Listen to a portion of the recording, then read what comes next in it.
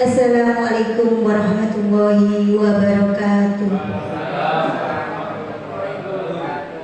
Bismillahirrahmanirrahim. Wa bihi nasta'inu ala umuri dunyati wassalatu ala asrafil anbiya'i wal mursalin wa ala alihi wa sahbihi ajma'in. Kepada yang terhormat Bapak Kepala Sekolah SDN Gunung Sari, Bapak dari SPD, Bapak Ibu Guru SDN Gunung Sari yang saya hormati, marilah kita panjatkan puji syukur kehadirat Allah Subhanahu wa Ta'ala sehingga di siang hari ini kita dapat berkumpul dalam keadaan sehat walafiat. Kedua kalinya sholawat salam kita curahkan kepada junjungan kita Nabi besar Muhammad Sallallahu Alaihi Wasallam. Di sini saya akan menyampaikan susunan acara pada hari ini. Yang pertama yaitu sambutan dari Bapak Kepala Sekolah SDN Gunung Sari. Acara yang kedua yaitu acara inti pemaparan destinasi disiplin positif oleh calon guru penggerak yang dilaksanakan sesi pertama oleh Pak Hamzah dan sesi kedua dilaksanakan oleh Bu Wiwi, dan yang terakhir yaitu penutup atau doa. Sebelum acara kita mulai, marilah kita baca dengan bacaan basmalah. Bismillahirrahmanirrahim. Acara selanjutnya yaitu sambutan Bapak Kepala Sekolah SDN Gunung Sari. Kepada Bapak dari SPD dipersilakan.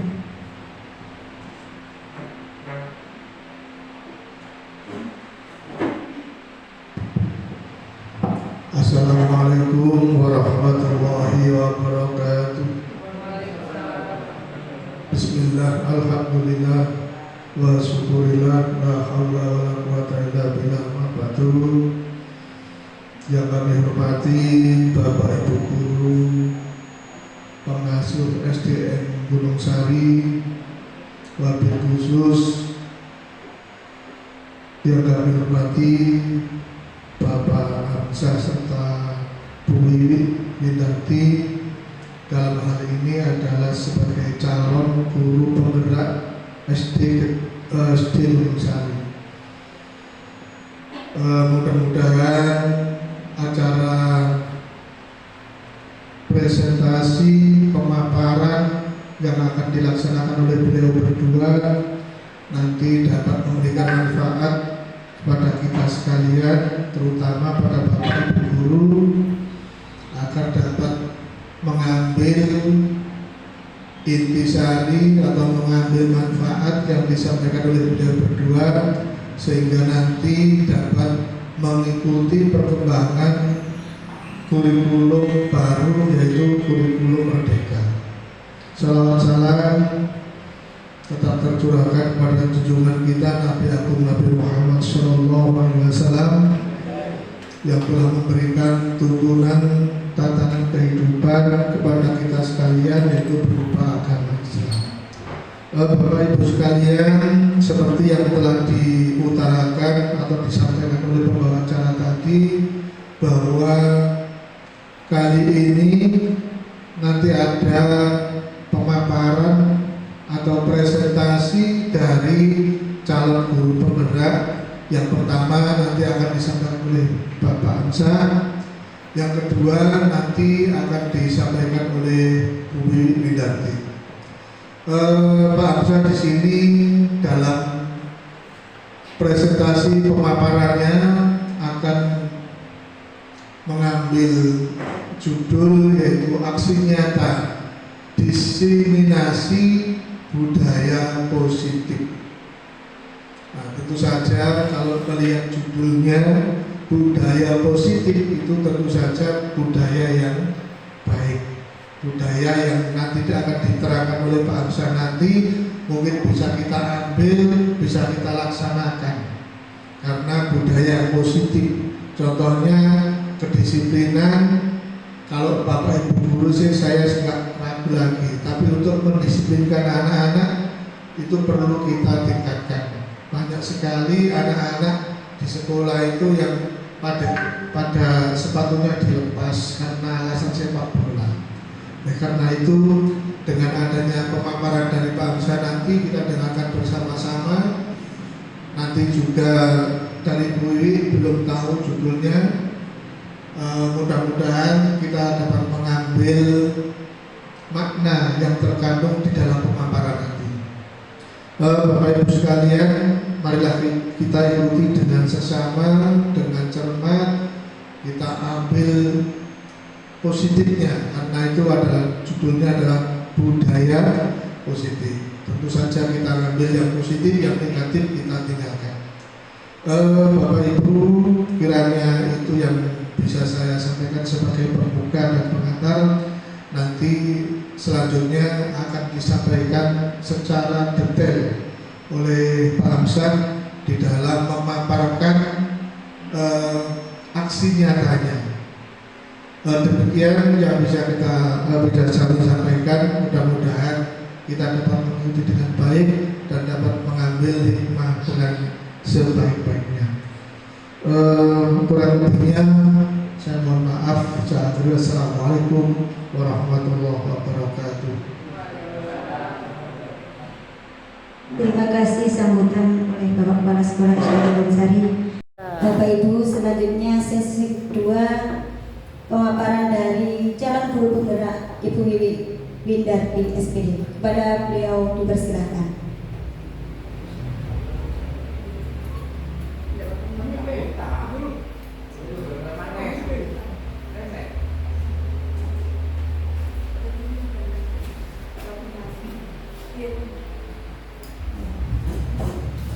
Assalamualaikum warahmatullahi wabarakatuh.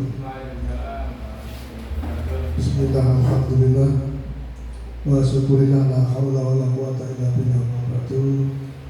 Bapak Ibu guru yang saya hormati, khususnya Bapak Ibu guru calon guru penggerak, di mana saatnya sekarang adalah pemaparan yang kedua yang akan disampaikan oleh Bu Wiwi Windarti SPD. Dalam pemaparan yang kedua ini ada sinergi dengan judul yang dipilih oleh Pak Hamzah tadi. Kalau Pak Hamzah tadi adalah judulnya budaya positif. Kalau Bu Wiwi ini melestarikan, dari Pak Hamzah itu menggali, terus Bu Wiwi ini sudah ada, tinggal melestarikan. Jadi bagaimana cara melestarikan budaya positif yang sudah ada di lingkungan sekolah kita. Ini nanti akan dijelaskan secara rinci oleh Bu Wiwi. Mudah-mudahan nanti kita dapat memahami apa yang dipaparkan oleh Bu Wiwi, sehingga nanti dapat kita ambil pelajarannya, kita terapkan pada anak didik kita dan pada lingkungan sekolah kita. Salawat salam tetap terlimpahkan pada junjungan kita Nabi Muhammad SAW yang selalu memberikan tuntunan, yang telah memberikan tatanan kehidupan berupa agama Islam. Bapak Ibu sekalian, tidak banyak yang akan saya sampaikan karena ini nanti Bu Wiwi akan mengulas secara detail, secara tuntas, mulai dari apa itu budaya positif dan bagaimana cara melestarikannya. Tentu saja nanti akan disampaikan secara gamblang. Mudah-mudahan nanti kita dapat mengikuti dengan baik, sehingga kita dapat menyerap, menerapkan, dan membudayakan disiplin positif yang ada di sekolah kita. Saya kira itu yang bisa saya sampaikan. Untuk selanjutnya nanti akan disampaikan oleh Bu Wiwi Windarti SPD dengan sejelas-jelasnya. Dari saya akhiri. Assalamualaikum warahmatullahi wabarakatuh. Terima kasih atas waktu yang diberikan kepada saya. Sebelum saya mulai, izinkan saya mengajak Bapak Ibu guru semua untuk bernyanyi bersama. Pak tadi apa berani karaoke?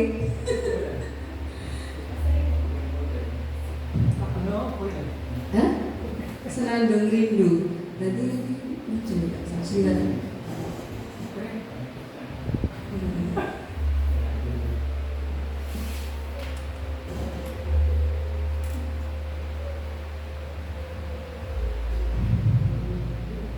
Monggo Monggo yang mau karaoke dengan saya tuh kemarin sudah mencari lagu yang cocok untuk Bapak Ibu yang sudah.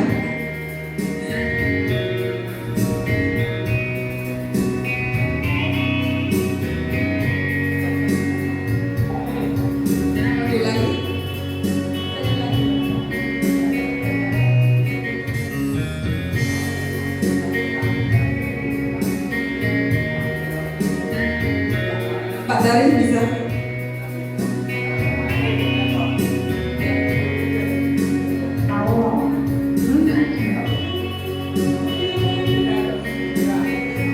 Dari awal ya, kok udah ada kata-katanya ya, sebentar.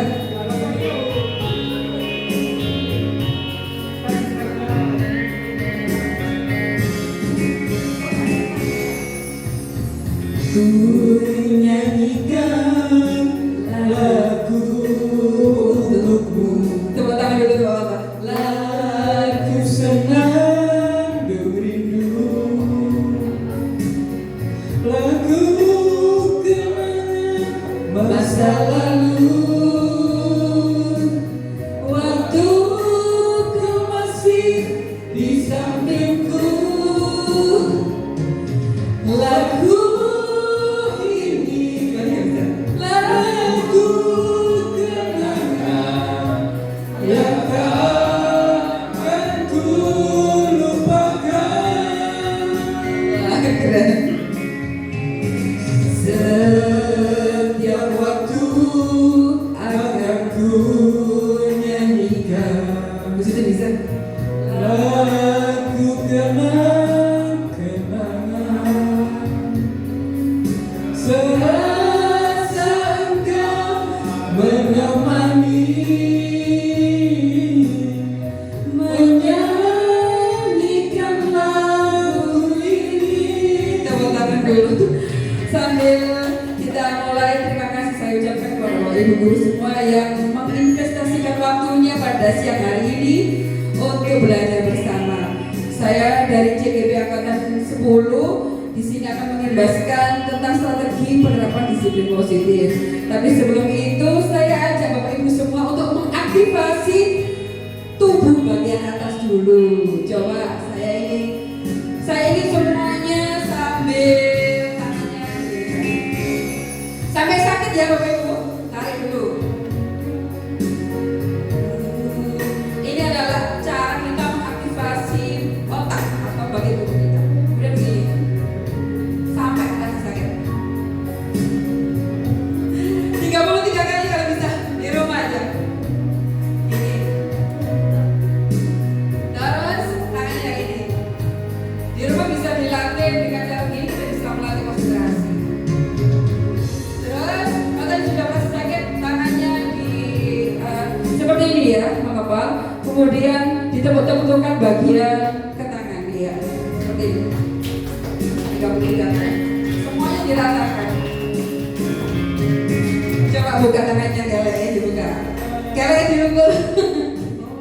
Ya, sampai terasa panas. Sebenarnya ini peredaran darah kita sehingga sampai lancar. Yang capek-capek ini juga bisa. Dipukul-pukul sampai terasa, sudah sampai 33 kali. Terima kasih. Kembali ke laptop lagi.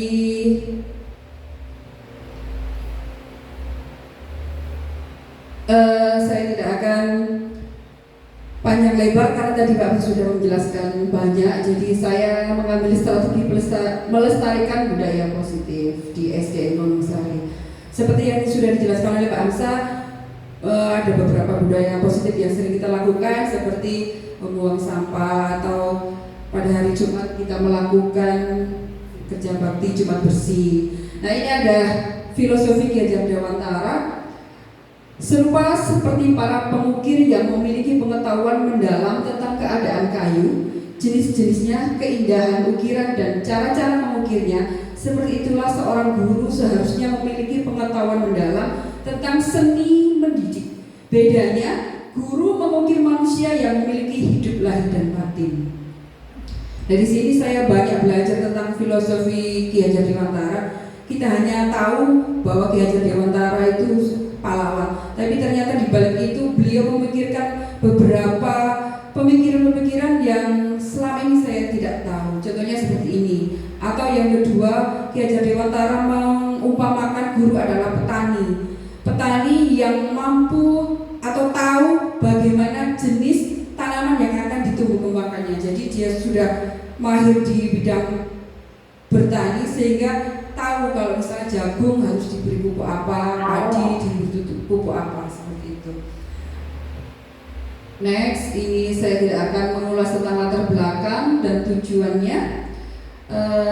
Kita mulai dengan pembahasan. Saya ingin bertanya pada Bapak Ibu semua, apakah Anda setuju dengan pernyataan ini? Hukuman dapat mendisiplinkan anak. Setuju atau tidak? Siapa yang setuju? Siapa yang tidak? Angkat tangan. Setuju? Ada yang setuju? Yang tidak? Angkat tangan yang tidak setuju. Baik, kita simpan dulu. Yang kedua, pemberian hukuman dengan hal positif seperti membaca atau membersihkan halaman sekolah dapat meningkatkan disiplin anak. Apakah Anda setuju? Membersihkan halaman dapat meningkatkan disiplin anak? Dapat meningkatkan? Pakai seri. Kemudian memberi penghargaan dapat meningkatkan motivasi belajar anak? Setuju. Oke, kita simpan. Ini adalah sebuah kasus yang sering saya lihat dan memang ini terjadi di lingkungan kita. Jadi analisis permasalahannya adalah, lihat ini ada gambar Fahri yang selalu lepas sepatu seperti yang tadi bilang. Jadi di sini itu anak-anak menjadi apa ya, kesukaan, kebiasaan, budaya. Jadi dia anggap melepas sepatu itu biasa. Tapi saya lihat di kelas 1, kelas 2, karena mereka dari awal sudah Bapak Guru yang memberikan budaya bahwa tidak boleh lepas sepatu, mereka pasti bertanya. Beda dengan kelas 4, 5, 6, anggapannya kakak-kakaknya ini memberi contoh. Jadi kita mulai nanti, saya harapkan kalau kelas 6 sudah lulus, kemudian kelas 5 ada perubahan budaya di sini. Apakah anak ini tidak disiplin? Bapak Ibu? Tidak. Kita simpan ya. Nah, tadi sudah dibahas tentang kebutuhan dasar yang sudah disampaikan Pak Amsa. Kebutuhan dasar apa yang membuat Fahri selalu ingin melepas sepatu? Kira-kira kebutuhan dasar apa? Bebas. Kita simpan dulu. Oke. Sebenarnya disiplin itu adalah belajar. Dari kata bahasa Latin disiplina yang artinya belajar. Makna asal kata ini berkonotasi dengan disiplin diri pada murid-murid. Nah ini sekarang disiplin itu malah kita anggap sesuatu yang dilakukan seorang pada orang lain untuk mendapatkan kepatuhan. Jadi kalau anak tidak patuh berarti tidak disiplin. Padahal sebenarnya disiplin adalah belajar. Sebelum kita mulai, nah ini kebutuhan dasar. Setiap manusia mempunyai kebutuhan dasar 5 itu. Cuma ada yang menonjol, ada yang di bawahnya. Kasih sayang, merasa diterima, kemudian penguasaan, merasa paling hebat, kemudian kebebasan, kesenangan, dan bertahan hidup. Ada hubungannya? Iya. Jadi hubungannya tadi dengan yang dilakukan Fahri, karena dia merasa mungkin pertama suka, terus dia merasa bebas. Anak-anak biasanya kalau ditanya kenapa lepas sepatu, alasannya pasti suhu bu, panas bu. Dia merasa bebas dengan melakukan hal itu. Terus bagaimana cara kita? Nah, ini ada posisi kontrol tadi yang sudah dijelaskan oleh Pak Musa. Posisi kontrol apa yang dilakukan guru untuk menyelesaikan mendisiplinkan Fahri? Apakah sebagai penghukum, kemudian pembuat rasa bersalah, sebagai teman, Sebagai pemantau atau sebagai manajer? Jasmine. Manajer. Seperti yang sudah dijelaskan, paling bagus adalah sebagai manajer. Bagaimana ini ya? Kita lanjutkan. Nih, kalau kita sebagai penghukum biasanya menghadik, menunjuk-nunjuk menjadi menyindir juga. Kemudian kita biasanya berkata begini, kalau kamu tidak memakai sepatu, kamu nanti saya panggil ke kantor. Kalau kamu tidak pakai sepatu, saya panggilkan Pak Dadi, biasanya gitu. Kemudian hasilnya anaknya malah tetap melepas sepatu. Jadi malah hasilnya memberontak, menjalankan, malah berbohong juga. Atau ketika dia ketahuan dia masih lepas sepatu, ketahuan pakai lagi. Kaitannya dengan dunia berkualitas, murid meletakkan guru di luar dunia berkualitas. Jadi dia merasa guruku kalau sering dihukum, mereka nggak pakai sepatu. Biar saja nanti juga marah-marah lagi. Paling boleh lah ngomel lah kalau lepas sepatu. Nah itu kalau sebagai penghukum ya. Kemudian dampak pada murid sama, mengulangi kesalahan. Itu kalau kita bertindak sebagai penghukum. Kemudian membuat orang merasa bersalah. Misalnya gurunya berkata gini, kamu kan sudah saya bilang itu Fahri, kamu tuh membuat saya jadi malu. Kamu gak siang sama Bu Wiwi, selalu kelas 5 aja. Nah, ternyata ketika saya berbicara begitu pun, hasilnya pun anak-anak akan menyembunyikan, menyangkal atau berbohong. Ketika ada Pak Dadi lewat, Fahri akan pakai sepatu, tapi setelah itu dia akan melepas sepatu lagi. Kemudian kaitannya dengan dunia berkualitas, guru murid meletakkan guru di dalam dunia berkualitas, namun tetap mereka meminta maaf, cuma ya begitu, masih hasilnya kurang maksimal. Maafkan saya Bu, kalau saya misalnya sampai nangis, kamu kok dibantu terus sama Pak Dadi, tapi tetap melepas sepatu. Sebagai teman, ini contohnya, ayolah demi ibu, saya bersahabat. Masa kamu tidak mau sih? Masa kamu terus pakai sepatu sih? Nanti kalau dipanggil ke kantor saya yang malu. Sebagai teman ya, ternyata murid pun bisa berpikir, saya pikir bapak ibu teman saya, ternyata tidak setuju dengan yang saya lakukan, gitu kan? Sebagai pemantau kita hanya mantau saja. Apa peraturannya? Sepatumu. Nah, ternyata kamu kenapa lepas sepatu? Hanya sebagai pemantau saja. Kemudian yang terakhir, yang manajer, kita itu mengajukan pertanyaan-pertanyaan yang membuat dia berpikir kembali, menguatkan pribadinya. Apa yang, misalnya begini, kamu suka dengan melepas sepatu? Iya Bu. Dia pasti jawab iya Bu. Apa yang kamu bisa kerjakan untuk apa yang bisa kamu suka itu apakah berdampak baik? Biasanya dia pasti menjawab bisa Bu. Terus kita bagaimana menguatkan pribadinya? Nah kita tuh menggali, misalnya ada masalah dari anak lain misalnya, oh ternyata ada yang kena batu, ada yang kena pecahan genting atau apa, baru dia mungkin sadar dan mengevaluasi diri bagaimana cara memperbaiki diri. Kalau di sekolah seperti sekolah ramah anak yang di sekolah apa tuh? Sekolah alam, mereka bebas memang tidak harus pakai sepatu. Kalau kita kan menganggap tidak pakai sepatu adalah melanggar disiplin. Tapi kalau di sekolah alam, mereka bebas pakai sandal, pakai sepatu, pakai apa boleh. Asalkan mereka karena mereka yang aktif, apalagi anak laki-laki itu sukanya bermain. Mereka yang aktif itu malah diberi kebebasan. Nah, bagaimana cara kita mengontrol itu?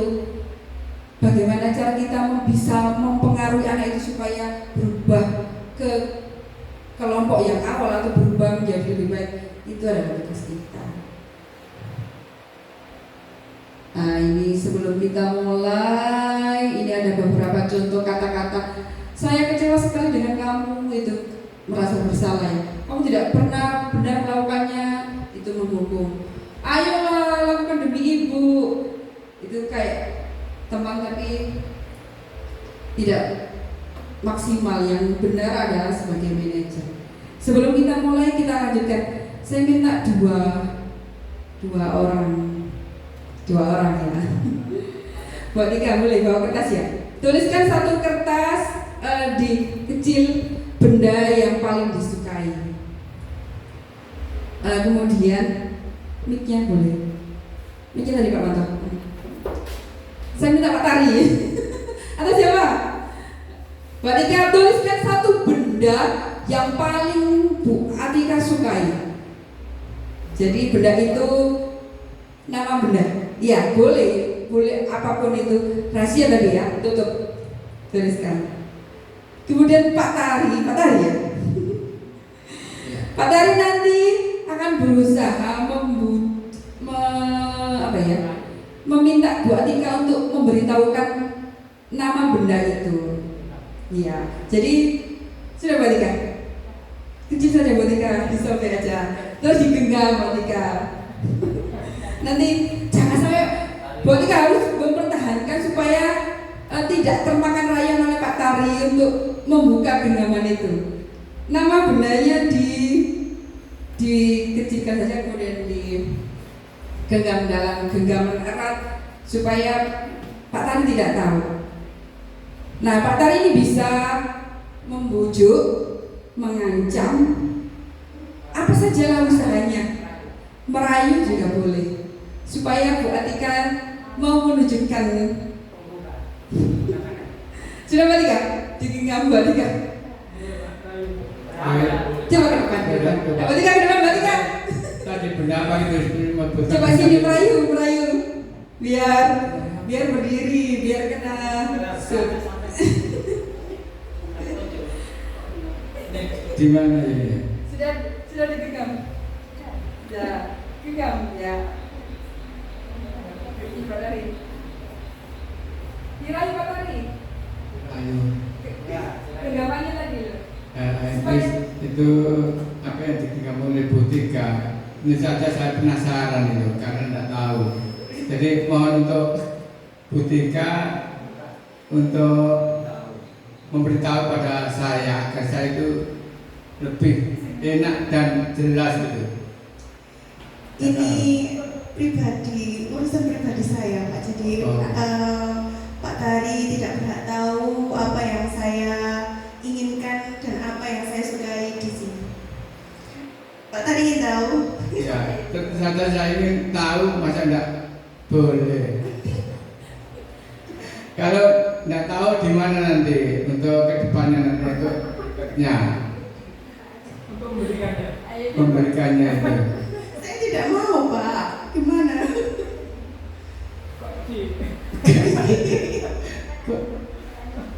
Boleh yang lain, cara lain. Boleh yang lain.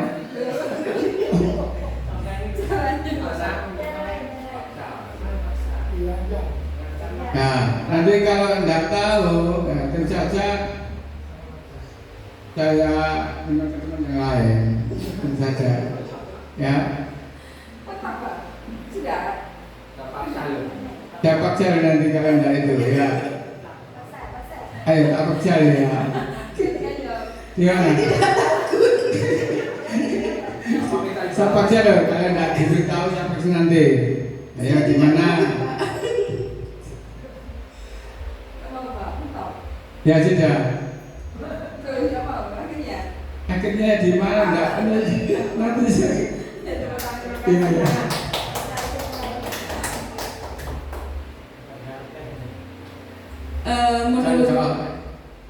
Iya, tadi terima kasih atas partisipasinya Pak Tari dan Bu Atika. Jadi yang mau megang kontrol tadi siapa? Bu Atika. Terus misalnya Pak Tari meskipun tadi mengancam, kalau tidak mau gimana nih? Saya paksa. Meskipun dia itu ya tetap tidak mau karena dia merasa itu penting, itu berharga dan tidak semua orang bisa tahu. Posisi kontrol ini yang menentukan adalah orang pribadi yang dimaksud tadi, misalnya Bu Atika. Berarti kalau Bu Atika mau atau karena terbujuk rayuannya, misalnya Menteri ayolah saya kasih hadiah dia ini deh, nggak mau. Kalau dia nggak mau, kalau dia mau, berarti kan bisa melepaskan. Ya, karena semua kendali itu ada pada diri anak, maka fungsi kita sebagai guru adalah melakukan segitiga restitusi untuk membangun budaya positif di sekolah. Ini segitiga restitusi itu memberikan tawaran, tidak memberikan solusi, tidak. Jadi seperti tadi kelas 3 ya, ketika datang dipanggil Pak Wanto, suruh kumpul sini semua. Akhirnya kan saya bilang, tahu kalian kenapa kesini? Ada yang laki-laki jawab, tidak tahu Bu. Yang laki jawab, tahu Bu, tapi yang perempuan tidak tahu Bu. Kita menggali lagi. Kalian tahu kenapa tadi suaranya terdengar sampai sini, atau pintu di kelas 1 dan kelas 3 itu terdengar nyaru? Iya Bu. Kalau yang laki-laki jawab, tahu Bu. Kenapa kesini? Itu Bu, saya tadi menggedor-gedor pintu. Kan itu saya terjawab, kenapa menggedor-gedor pintu? Saya kata yang itu.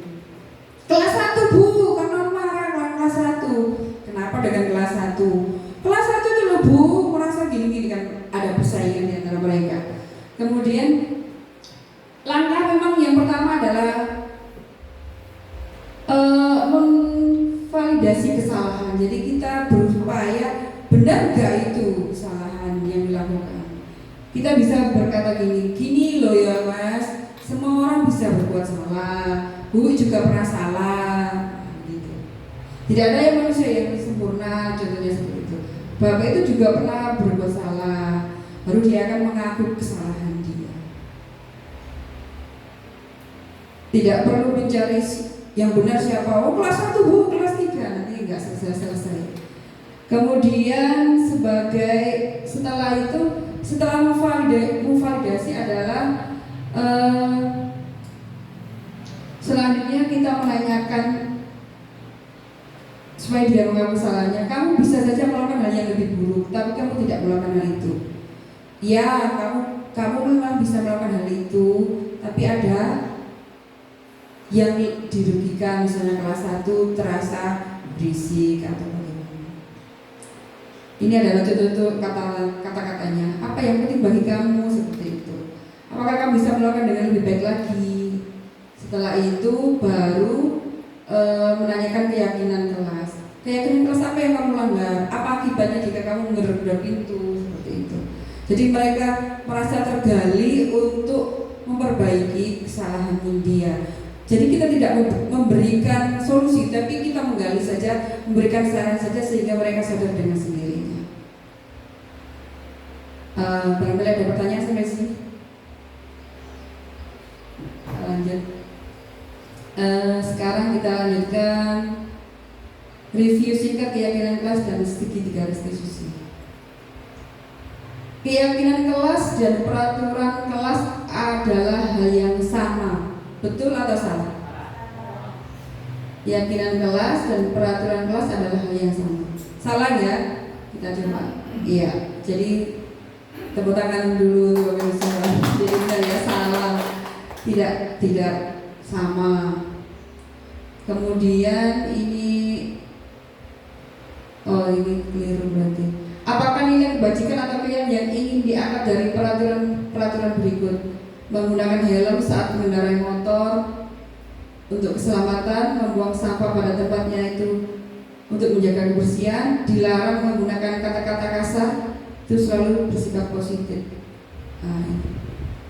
Urutkan langkah-langkah utama dalam menetapkan keyakinan kelas serta pendalamannya. Monggo dibaca dulu. 1. Berdiskusi mengenai gambaran perilaku yang mencerminkan keyakinan kelas. 2. Berdiskusi memunculkan peraturan-peraturan yang perlu ditaati warga kelas. 3. Mengubah peraturan-peraturan menjadi kalimat yang lebih positif. 4. Berdiskusi mengenai peran seluruh warga kelas. 5. Meninjau ulang keyakinan kelas dari waktu ke waktu. Kemudian 6. Menyarikan peraturan-peraturan menjadi nilai-nilai kebajikan atau keyakinan kelas. Mana dulu ini? Yang pertama dulu mana? Untuk menjadi keyakinan kelas Udi berarti.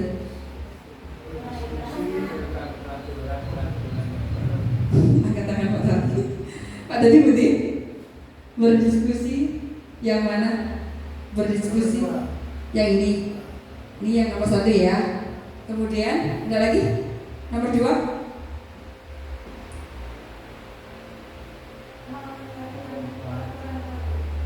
Yang mana ketika? Yang ini nomor 2. Berdiskusi memunculkan peraturan-peraturan yang perlu ditaati pada kelas. Nomor 1 kita simpan ya. Kemudian mengubah peraturan-peraturan menjadi kalimat yang lebih positif, itu yang nomor 2. Yang ketiga,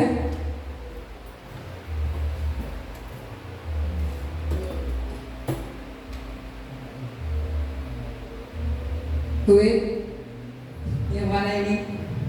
Tadi supaya ini adalah urutan langkah-langkah utama dalam menetapkan keyakinan kelas serta pendalamannya. Pada jawab ini 1, 2. Yang ketiga mana? Tiga ini? Menyarikan. Oke, simpan ya. 1, 2, 3. Kemudian? Jadiin? Mana? Ini 4. Kemudian? Meninjau ulang. 5, 6 ini. Kunci ya. Saya ulangi tadi 1, 2, 3. Terus 1, 2, 3. Yang mana nomor 4? Kemudian 5, 6 ini. Kita lihat hasilnya. Wes, sebentar, kok gak ada jawabannya ya? Waduh, ini sebentar.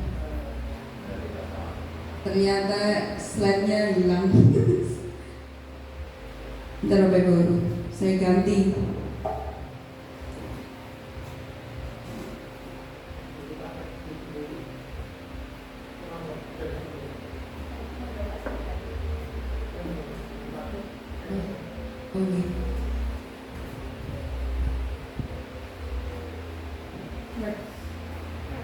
Next, bentar Pak.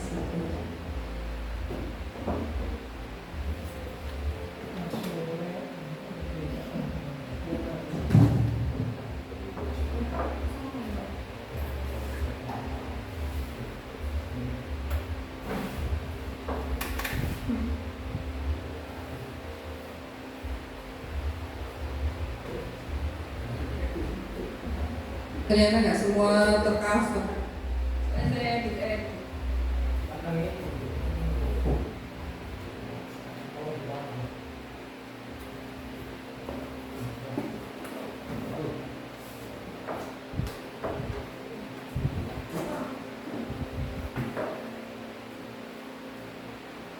Jawabannya ini Bapak Ibu.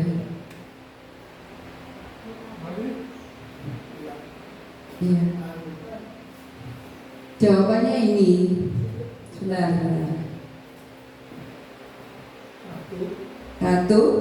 Benar nggak tadi? Pinter. 100. 2. Benar? Pinter. 3. Ini menyarikan peraturan-peraturan yang benar. Yes. Suaratin. 4. Benar. 5. Kemudian 6. Tepuk tangan dulu untuk semuanya. Ini ternyata. Jadi kita tahu langkah-langkah dalam menetapkan keyakinan kelas serta pendalamannya. Kemudian jika ada ini, apa ini 5 kebutuhan dasar? Kesenangan, kita simpan. Kemudian benar, cinta dan kasih sayang. Masih ingat? Terus nomor 4 apa?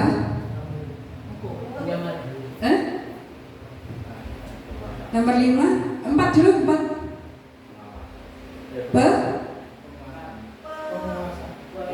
Penguasaan. Kemudian 5. Nomor 5 terakhir. Kita buktikan. Kesenangan. Bentar. Gak muncul ternyata. Kesenangan. Terus cinta dan kasih sayang, kebebasan, penguasaan dan bertahan hidup. Sudah selesai. Benar semua berarti hafal ya. Bagaimana cara kita melakukannya, bagaimana kita mengimplementasikan. Berarti kalau ada siswa kita yang mengalami tantrum misalnya seperti Kiki, berarti kita kan harus tahu bagaimana cara kita mengetahui kebutuhan dia. Kira-kira Kiki kebutuhannya apa? Berarti kan kita bisa sharing dengan teman-teman di sini. Barangkali ada teman-teman. Iya, jadi dia tuh senang kalau diperhatikan. Makanya sama Mbak Tika pawangnya, karena dia selalu dapat perhatian. Kemudian ini kebebasan. Setiap kita memang butuh kebebasan. Jadi tapi kadang-kadang ada yang sangat menonjol. Saya tahu seperti kasusnya Fari itu, kalau di kelas dia selalu mendominasi dan lingkungan rumah itu berpengaruh, sehingga ketika dia itu dibawa teman-temannya dia nggak akan mau. Dia selalu merasa ingin di depan, dia selalu merasa dia hebat, jadi penguasa. Nah, ada beberapa anak yang seperti itu, kita harus tahu bagaimana cara menanganinya sehingga dia berbuat baik tanpa melanggar peraturan yang sudah kita tetapkan. Ini ke penguasaan, kebutuhan pengakuan atas kemampuan, prestasi atau yang diakui. Kalau bertahan hidup, ini kebutuhan fisiologis, rasa lapar, dan laki-laki itu biasanya lapar. Saya pernah di kelas 4 itu sampai saya bilang ke orang tuanya, Bu, nanti kalau anak sebelum masuk kalau diminta untuk sarapan dulu, karena saya tahu sebelum masuk itu mesti mereka jajan. Jadi pagi datang sudah bermain di lapangan, main bola, main apa gitu, main volley. Ketika mereka masuk mereka lapar dan biasanya mereka pasti melanggar, sudah waktunya masuk pasti jajan. Nah, dan laki-laki biasanya memang kebutuhan dasar makan lebih daripada yang perempuan. Perempuan juga lapar sih, cuma kan lebih kuat laki-laki. Kemarin tadi ini ya tahapan restitusi sudah kita pelajari, menstabilkan identitas, validasi tindakan yang salah, kemudian menanyakan keyakinan. Ini nomor 1, nomor 2 tetap. Sudah kita pelajari tadi. Oke, selesai. Mari kita praktekkan. Terima kasih Bapak Ibu, demikian tadi pembahasan yang saya lakukan. Semoga yang saya sampaikan nanti sedikit bermanfaat. Barangkali sampai di sini ada pertanyaan, silakan. Pas. Mari kita praktekkan.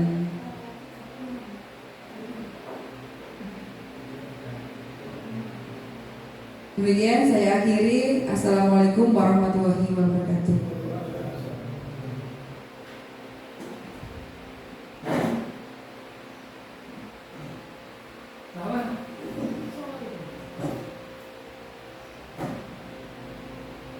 Alhamdulillahirrahmanirrahim. Acara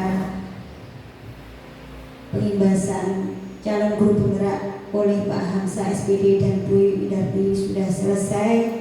Sangat menginspirasi buat saya khususnya dan Bapak Ibu guru semuanya. Sebelum acara saya tutup, saya sebagai pembicara mohon maaf apabila ada kesalahan. Untuk doa mohon dipersilakan.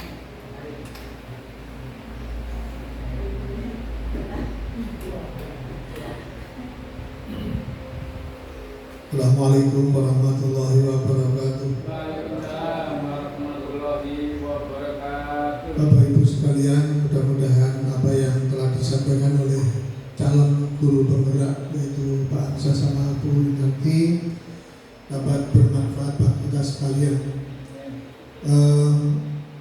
Untuk lebih mantap dan lebih memantapkan diri kita, marilah kita tutup acara pada siang hari ini dengan lantunan doa yang kita panjatkan dari Allah Subhanahu wa taala.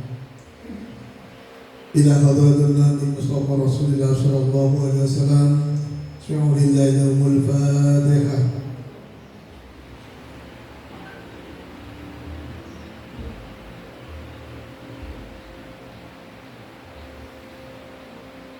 A'udzu billahi minasyaitonir rajim. Bismillahirrahmanirrahim.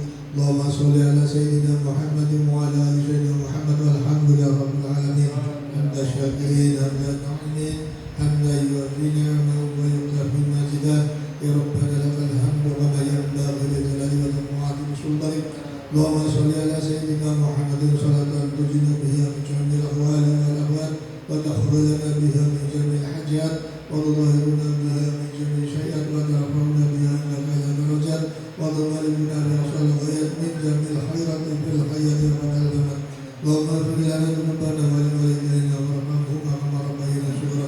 Allahumma inna nas'aluka salamatan fid din wa afiyatan fil jasad wa ziyadatan fil ilmi wa barakatan fil rizqi wa tawbatan qablal maut wa rahmatan fil maut wa maghfiratan ba'dal maut.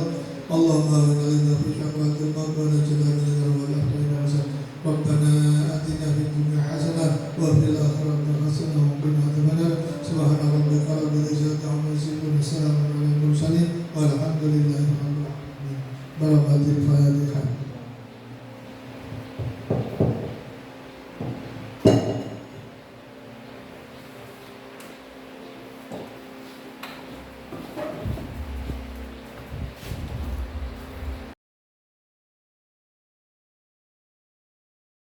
Assalamualaikum warahmatullahi wabarakatuh. Teman-teman, hari ini seperti biasa kita akan melakukan pembelajaran. Namun sebelum itu ada beberapa hal yang perlu Bui sampaikan.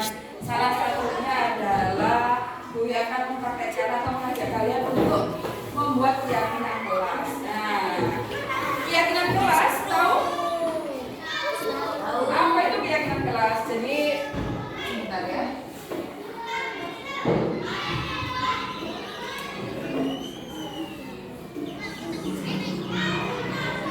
Hal-hal positif yang biasa kalian lakukan contohnya apa saja? Tidak membolos. Tidak membolos, apa lagi? Tidak makan di kelas. Tidak makan di dalam kelas. Terus? Tidak terlambat. Tidak apa lagi? Tidak membuang sampah sembarangan. Ada lagi? Apa lagi? Nah, hal-hal positif itu harus kita lestarikan, kita budayakan. Dan supaya kita ingat terus dengan budaya positif itu atau keyakinan di kelas ini, mari kita tuliskan. Kalian bisa menuangkan hal-hal positif itu menjadi sebuah pengingat kalian untuk selalu kita laksanakan. Bui akan membagikan dua kartu. Gambar apa ini? Hati. Gambar hati. Nanti kalian tuliskan satu keyakinan kelas yang harus kita patuhi bersama. Kemudian nanti setelah itu kalian tempelkan di sana. Siap ya? Saya kasihkan warna apa? Orange. Ya.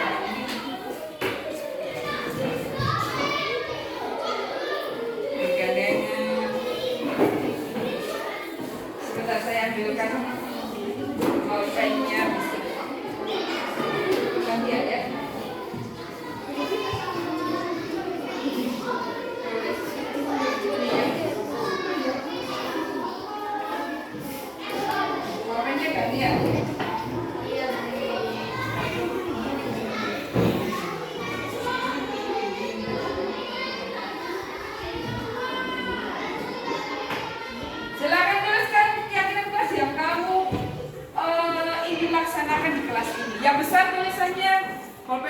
gantian. Cepetan itu. Sudah ditulis semua keyakinan kelasnya? Sudah. Dulu keyakinan kelasnya? Ayo. Nah, ini kita akan promosikan, tapi sebelum kita nempel pada kertas panel, silakan maju dulu. Ayo. Maju. Ambilkan. Belum ditempelkan. Baris dulu di sini. Baris dulu. Ayo.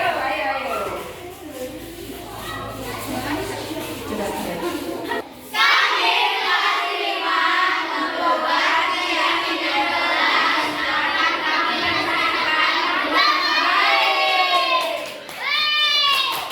Ayo ditempel. Pakai ini nak, paku.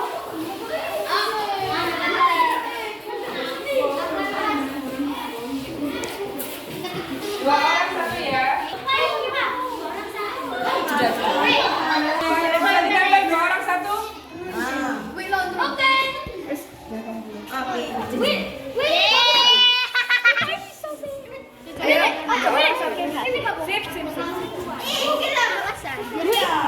Tempelin. Kamu sangat bisa.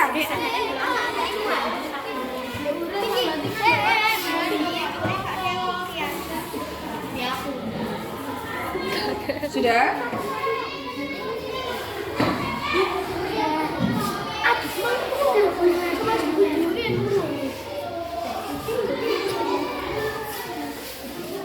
Kalau sudah boleh tinggalkan. Oke. Sudah.